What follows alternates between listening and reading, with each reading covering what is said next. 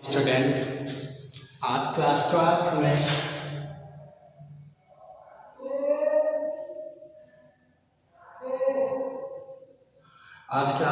में आप लोगों को जैव प्रौद्योगिकी का स्वास्थ्य के क्षेत्र में अनुप्रयोग के बारे में आज आप लोगों को पढ़ना है।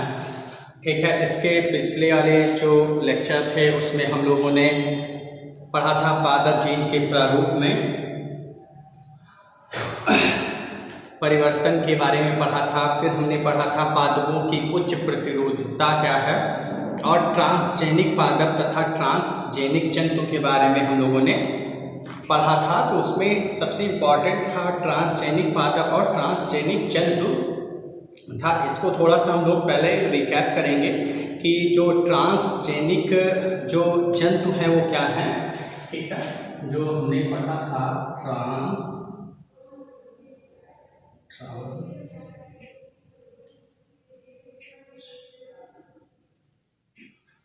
ठीक है, ट्रांसजेनिक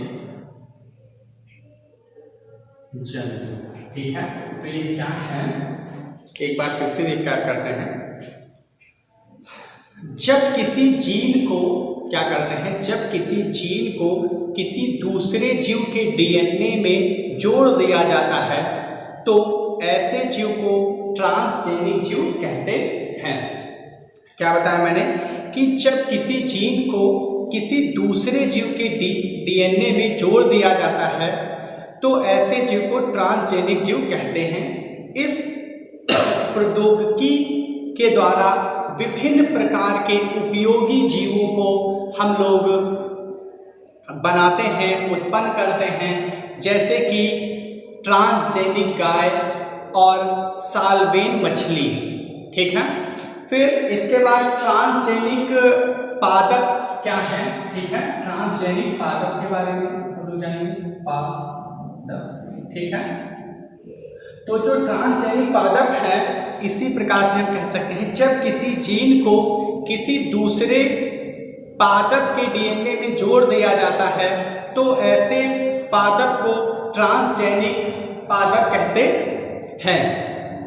इनसे हम विभिन्न प्रकार की जो है फसलें या विभिन्न प्रकार की जो किस्में हम तैयार कर सकते हैं फसलों की, जैसे कि टमाटर, मक्का, धान, गेहूं, तंबाकू ना, कपास, आलू, बैगन इत्यादि तरीके की जो है हम लोग किस्में तैयार कर सकते हैं जो कि पहले से ही विषाणु संरक्षक और प्रोटीन वर्धक होती हैं।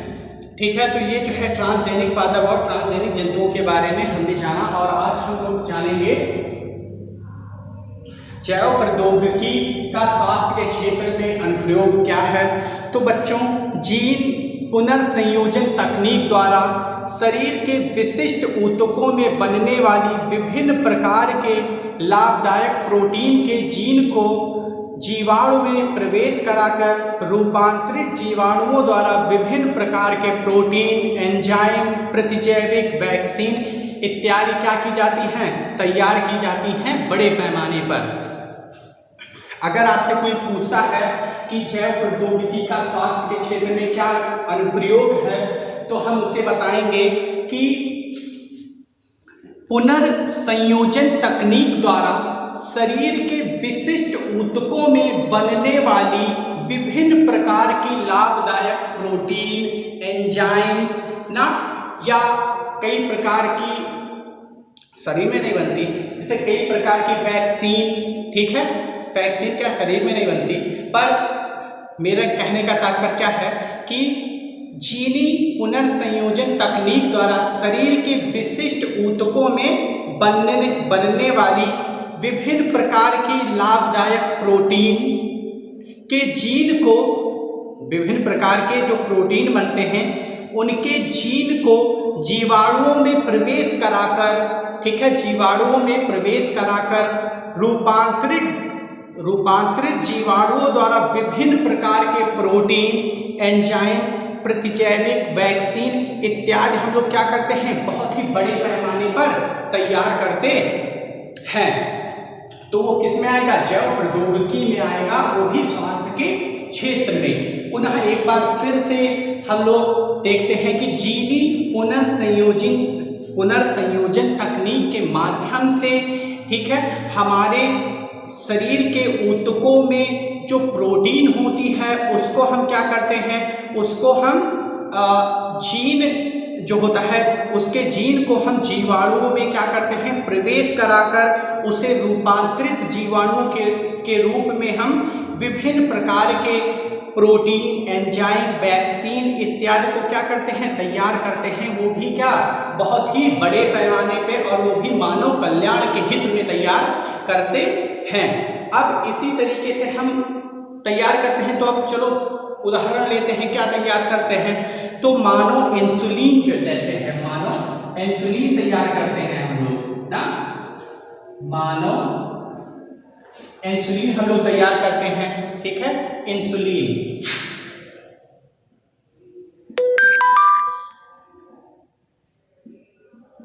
ठीक है, तो अब हम लोग देखते हैं कि जैव प्रौद्योगिकी के माध्यम से हम लोग कैसे किसी चीज को डेवलप कर सकते हैं। तो मानो इंसुलिन जो है हम लोग डेवलप करेंगे, वो भी जीवाणु के माध्यम से देखते हैं। तो बच्चों, हम लोग जानते हैं कि मनुष्यों में एक रोग होता है, मधुमेह रोग, जिसे हम लोग डायबिटीज कहते हैं। मनुष्य में एक रोग होता है, अच्छा, इंसुलिन की कमी से कौन सा रोग होता है, मधुमेह रोग होता है ना हम लोगों को, ठीक है, जिसे कि हम लोग डायबिटीज भी कहते हैं।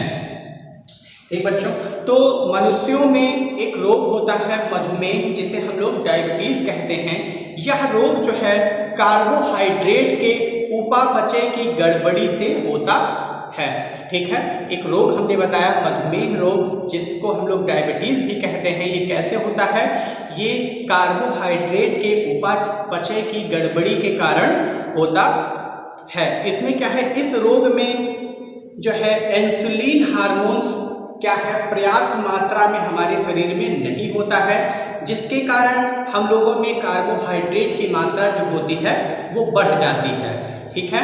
इसमें एक इंसुलिन होती है एक, तो ये क्या होती है, इंसुलिन की मात्रा जो होती है हमारे बॉडी में क्या हो जाती है, कम हो जाती है, जिसके कारण कार्बोहाइड्रेट की मात्रा बढ़ जाती है। और कार्बोहाइड्रेट की मात्रा का बढ़ने का मतलब क्या होगा कि हमारे जो रुधिर में क्या होगा, ब्लड की कार्बोहाइड्रेट की मात्रा बढ़ जाएगी और हम लोग पेशेंट हो जाएंगे। किस रोग के, डायबिटीज रोग के हम लोग पेशेंट हो जाएंगे, अर्थात हमें मधुमेह रोग हो जाएगा, ठीक। तो इस रोग में क्या होता है, इंसुलिन हार्मोन पर्याप्त मात्रा में उत्पादन नहीं हो पाता है, जिससे रक्त में क्या होता है, ग्लूकोज की मात्रा बढ़ जाती है। क्योंकि जो ग्लूकोज होता है या जो कार्बोहाइड्रेट होता है, ये क्या करता है, हमारे रुधिर में मिल जाता है और उसका जो उपापचय है वो अच्छी तरीके से नहीं हो पाता है इंसुलिन की कमी के कारण। अब हम लोग जानते हैं कि ये जो इंसुलिन है ये बनती कहाँ है। तो बच्चों, ये जो इंसुलिन होती है वो अग्नाशय की बीटा सेल्स में बनती है। तो इंसुलिन कहाँ बनती है, इंसुलिन जो बनती है वो अग्नाशय की बीटा सेल्स में बनती है।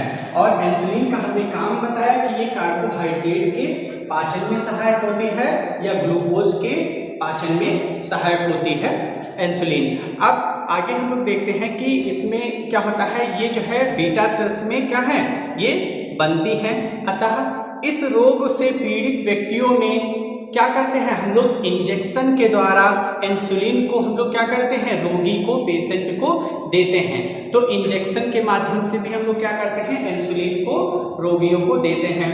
अच्छा, इसको बनाने के लिए क्या, जैसे पुराने ज़माने में क्या होता था, इसको बनाने के लिए हम लोग करते थे, हम लोग जानते हैं कि जो संसार में कई प्रकार के पशु पाए जाते हैं, जैसे चौपाया पशु पाए जाते हैं। तो चौपाया पशुओं से हम लोग क्या करते थे, हम लोगों को मालूम है कि सभी जीवों में इंसुलिन पाया जाता होगा क्योंकि सब में कार्बोहाइड्रेट और ग्लूकोज होता है।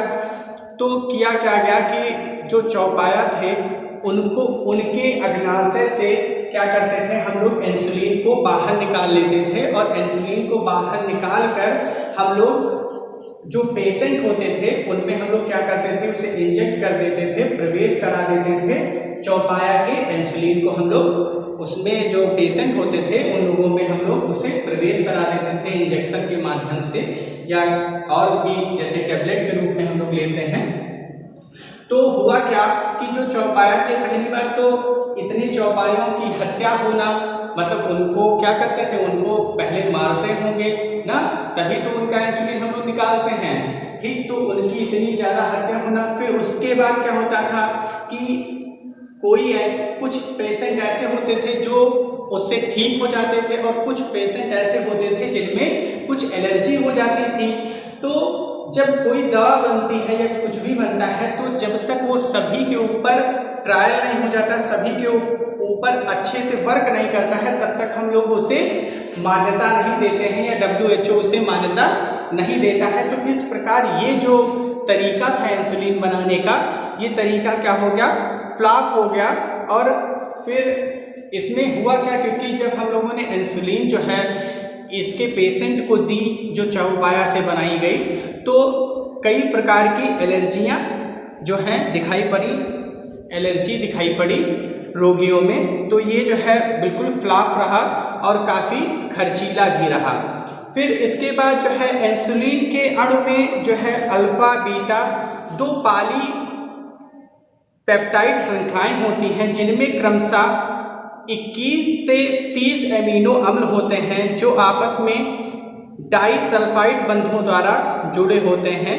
और जीनी अभियांत्रिकी द्वारा पहले अभियांत्रिकी जीवाणुओं द्वारा अल्फा और बीटा श्रृंखलाओं को बना लिया जाता है और उन्हें आपस में जोड़कर मानव इंसुलिन प्राप्त कर ली जाती है। जो नई विधि है, जो जीवाणुओं के द्वारा बनाई जाने वाली इंसुलिन है, उसमें हम लोग क्या करते हैं, इसमें हम लोग करते हैं कि इंसुलिन के अणु में अल्फा बीटा 2 पॉलीपेप्टाइड श्रृंखलाएं होती हैं। ध्यान दीजिएगा, इसमें क्या होता है, इंसुलिन के अणु में अल्फा बीटा 2 पॉलीपेप्टाइड श्रृंखलाएं होती हैं, जिनमें क्रमशः 21 से 30 अमीनो अम्ल होते हैं जो आपस में डाइसल्फाइड बंधों द्वारा जुड़े होते हैं और जीनी अभियांत्रिकी द्वारा पहले अभियांत्रिकी जीवाणुओं द्वारा अल्फा और बीटा श्रृंखलाओं को बना लिया जाता है और इन्हें क्या करते हैं, हम लोग आपस में जोड़कर मानव इंसुलिन प्राप्त